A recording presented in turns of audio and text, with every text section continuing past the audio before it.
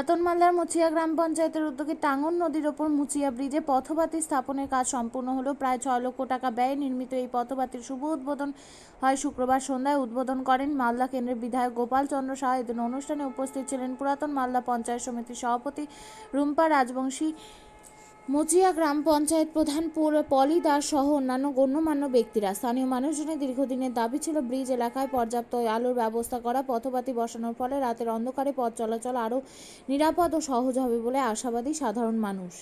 মুচিয়ার পক্ষ থেকে আবেদন করি যে মুচিয়া যে টাঙ্গন নদীর ওপর ব্রিজ, সেই ব্রিজের ওপর পথবাতি দিতে হবে। তো গোপাল চন্দ্র সাহা আমাদের কথাটাকে মেনে নিয়ে 6 লক্ষ টাকা এই লাইটের জন্য স্যাংশন করে টেন্ডার হয়ে নিট ফেলে এসছে 4,80,000 টাকা। এই যে পথবাতি 4,80,000 টাকা সম্পূর্ণ করা হয়েছে। এই পথবাতিটা হয়েছে কীরকম লাগছে? এই পথবাতিটা হওয়াতে খুব সুন্দর হয়েছে। মনে হচ্ছে আমরা পৌরসভাতে বসবাস করছি।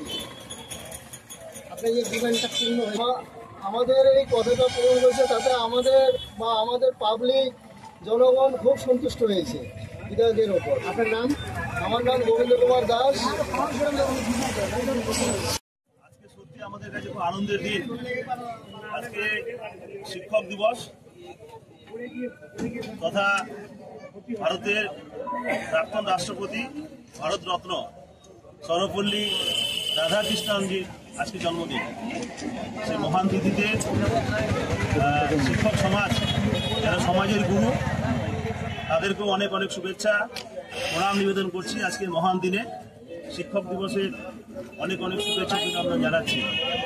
আজকের এই শুভ দিনে মহান তিথিতে আমরা উপস্থিত হতে পেরেছি আমাদের ওল্ড মালদা তথা হবিবপুরের সংযোগ স্থল তথা মুচিয়া জিপি এবং আইহো জিপি যে সংযোগ স্থল টাঙ্গন নদীর, সেই টাঙ্গন নদীর যে ব্রিজ, সেই ব্রিজে আমরা সবাই সমবেত হয়েছি। এই ব্রিজের পথবাতির দাবি ছিল এখানকার লোকের। ব্রিজটা কি হয়, সন্ধ্যার পর অন্ধকার হয়ে যায়, কোনো লাইটের ব্যবস্থা ছিল না। এলাকার দাবি মেনে এমএলএ ফান্ড থেকে, ইউপি ফান্ড থেকে প্রায় 6 লক্ষ টাকা ব্যয়ে এখানে পথবাতি নির্মাণ করা হয়েছে। এখানকার দীর্ঘদিনের মানুষের সমস্যা, আর সেই সমস্যা সমাধানের আমরা চেষ্টা করেছি। আপনারা দেখতে পাচ্ছেন এই আইহো ব্রিজে, টাঙ্গন নদীর উপরে যে আইহো ব্রিজ, সেই ব্রিজে পথবাতি নির্মাণ করা হয়েছে। এই লাইটের মাধ্যমে পুরো আলোকিত হয়েছে এলাকা। ব্রিজের খুব সুন্দর আলো পাচ্ছে মানুষ। জেনারেলি সন্ধ্যার পরে এখানে মানুষ এখানে আসে, বিশেষ করে মুচিয়া এবং আইহোর মানুষ। আজকে আমরা এই কাজটা করতে পেরে নিজেকে খুব ভালো লাগছে।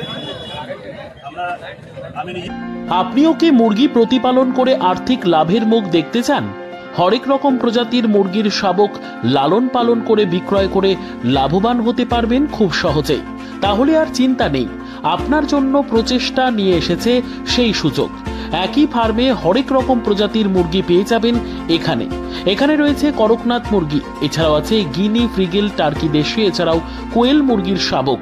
পাইকারি এবং খুচরো বিক্রয় করা হয়।